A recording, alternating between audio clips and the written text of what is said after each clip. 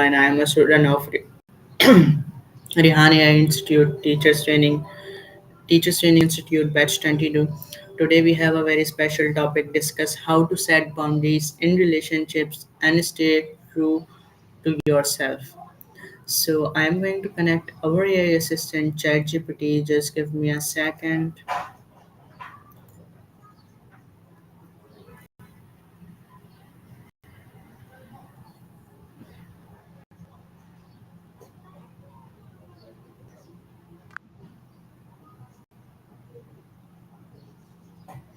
Hi Chatgpt, how are you? Hey, I'm really well. Thank you for asking. Thank you for your asking. Today we have a very special topic how discuss how to set boundaries in relationships and stay to yourself. So I'm going to ask you few questions regarding this topic and you will be done, okay? Abby, I'm really excited to dive into this with you. Just go ahead and ask your questions, and I'll do my best to give you clear answers. Thank you so much. So my first question is what are boundaries in relationships? That's a great place to start. So, boundaries in relationships are basically the limits or guidelines you set for yourself and others about what you're comfortable with, emotionally, physically, or even in terms of time and communication. They help space, stay true to your needs, and keep the relationship healthy and balanced. Yeah. And why are personal boundaries important for mental health? Oh, that's a really important connection. Personal boundaries protect your mental well being by preventing you from feeling overwhelmed, resentful, or stretched too thin. Sense of safety, and they help you conserve your emotional energy. You can be more present and balanced. Yeah. And how can setting boundaries improve self-respect? Yeah, that's a really powerful link. When you set boundaries, you're essentially saying, my needs and my time matter. And that reinforces a belief in your own worth. Over time, when you uphold those boundaries, trust yourself more, and that confidence in your values naturally boosts your self respect.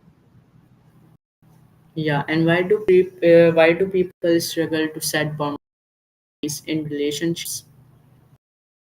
Yeah, that's really common. A lot of times people fear rejection or worry that they'll disappoint others. Sometimes they're afraid of conflict, of ever saying no. And sometimes it's just because they're taught how to assert their needs effectively. Yeah. And why do people struggle to set boundaries in relationship and how can you identify your emotional limits? Yeah, that's a big one. People often struggle because of that fear of disappointing others or because they haven't really reflected on what they need. To identify your emotional limits, you can pay attention to how you feel in different situations. Do you feel drained, anxious, or resentful? Journaling or checking in with yourself regularly can help you notice those limits before they crossed. Yeah. Yeah, And what is the difference between exactly. healthy and unhealthy boundaries? That's a really important distinction. Healthy boundaries are clear, respectful, and flexible. They allow people to feel safe and heard. Unrigid, where you never let anyone in, or too loose, where you give too much of yourself and feel drained. So about balance and respect on both sides. All right. And how can boundaries in romantic relationship?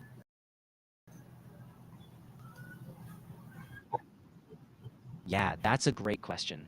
Help keep the relationship balanced and avoid codependency.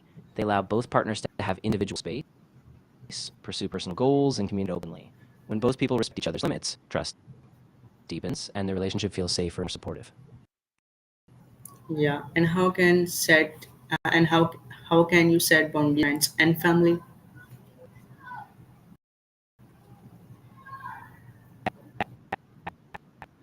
Great point. So, with friends and you can calmly explain what you need, whether it's more alone time, less frequent contact, or a certain way of communicating.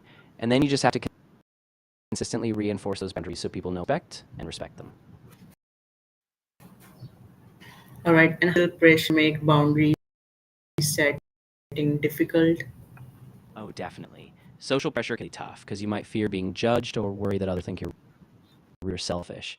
In those moments, it's easy to second guess yourself or give in to avoid conflict. But the more you practice, the easier it gets to stand firm, even if there's pressure. All right, got it. Just give me a second. And how can you handle after setting up?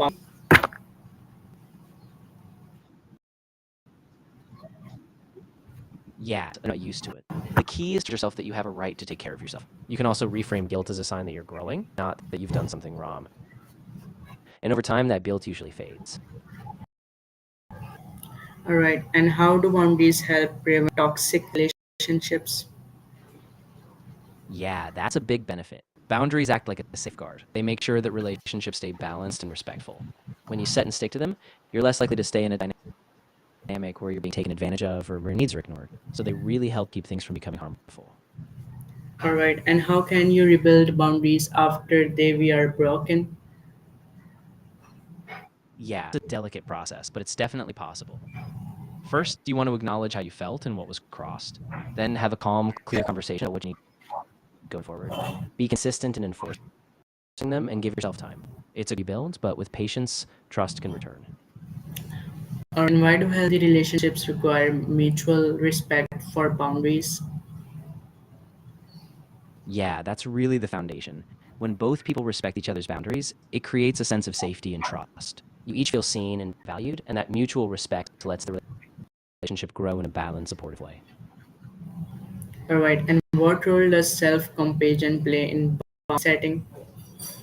Oh, that's a really key piece. Self compassion is crucial because it helps you stay kind to yourself, even if you feel guilty or when you're compassionate with yourself, you recognize that setting boundaries is an act of care, not selfishness. And that self compassion makes it easier to uphold them consistently. Or can you explain your boundaries without over-explaining?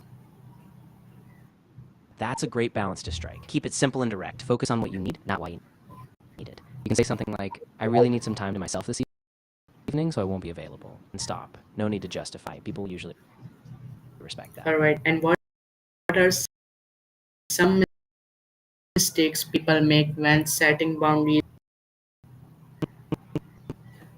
A mistake is being too vague. Another is setting a boundary once and then not reinforcing it, which can send mixed signals. And sometimes people apologize too much or feel like they have to justify their boundaries, which can dilute their strength. And why do clear boundaries reduce stress and anxiety? Yeah, exactly. When you have clear boundaries, you know what to expect from yourself and others.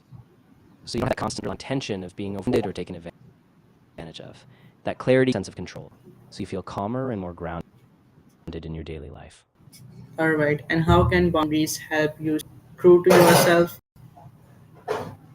Yeah, that's such a big one. Boundaries act like a compass. They keep you aligned with your value needs. When you set them, you're saying, this is who I am, to compromise, grounded and authentic in your relationship choices. All right, and what does a healthy, respectful relationship look like? Yeah, a healthy, respectful relationship is one where both people feel heard, valued, and free to be themselves. There's open communication, trust, and a sense of equality. Both people respect each other's boundaries, support each other's growth, and handle conflicts with care and empathy. All right, and how can someone start practicing boundaries in daily life? Yeah, a great way to start is by getting really clear on what you need and what you feel comfortable with. Then, with small, manageable boundaries, like saying no tasks or cards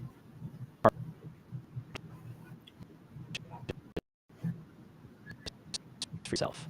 And All remember, right, and stay what consistent and does check in a with yourself. healthy, respectful relationship? Uh, sorry, Ah, and I how can just give me a second? And what are some? Just give a second. And how set boundaries at of work course. or in professional life? Yeah, that's a big one. So at work, it's really about being clear and professional. You can set boundaries by defining your availability, like when you'll respond to emails or how many projects you can take on. Be consistent and don't be afraid to say no if something pushes you beyond your limits. It keeps you more balanced and respected in the long run. All right, so thank you so much, ChatGPT, for giving me time. Have a nice to meet you, and Allah Hafiz. You're so welcome. I'm really glad we could talk about this. Take care, have a wonderful day, and Allah Hafiz. Allah Hafiz, everyone. That's all about this topic. Must be like, comment, and share. Allah Hafiz, everyone. That was perfect. Glad we wrapped it up. Take care, and I'll be here anytime to discuss something else. Thank you. Welcome. It was really nice talking with you. If anything else comes up, just let me know. Have a great day.